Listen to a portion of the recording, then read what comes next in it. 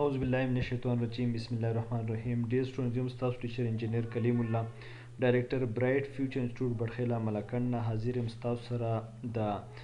ام اس ایکسس کې چې کوم مونږه سیکنډ پروجیکټ شروع کړو او هغه پروجیکټ نوم وو فی سیستم ډیټابیس ان ام اس ایکسس او دا د هغې دویم نمبر لیکچر دی.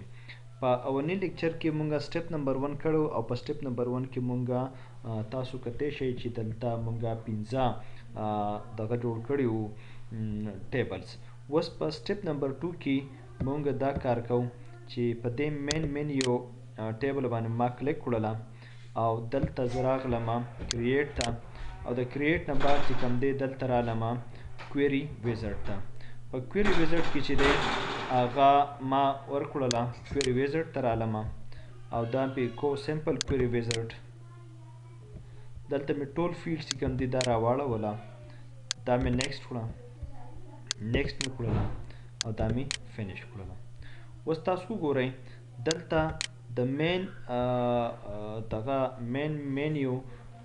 کوم چې ټیبل و د هغې نه دلته کویری کریټ شوله. سمپل مونږه په دې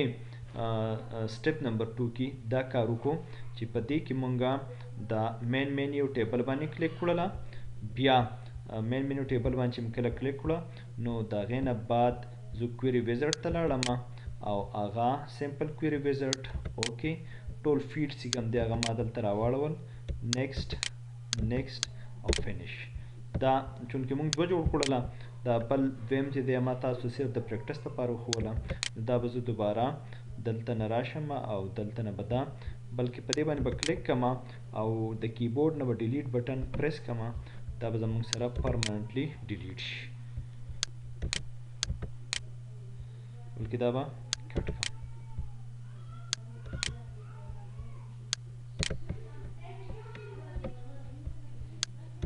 دا اوس ما پرمننټلی ځینې دا ډیلیټ کړله. نو په دې سټپ نمبر 2 کې مونږ دا کار وکړو چې په مین مینیو ټیبل نه مونږه د هغې کویری جوړه کړله او دا چونکې ډېر سمپل سټپ دی ډېر اسان سټپ دی او په دې زما مقصد دا چې زه د هر یو سټپ لپاره ځان له ویډیو جوړه کړم نو امید لرم چې دا سټپ هم تاسو انجوای کړی مي او د هغې سره سره به تاسو پریکټیکلي رن کړی مي او دې نه به تاسو زده کړی. اوس ورکې زه خپل ټیچر انجینیر کیم الله ته په لور الله سپارم د الله په امان.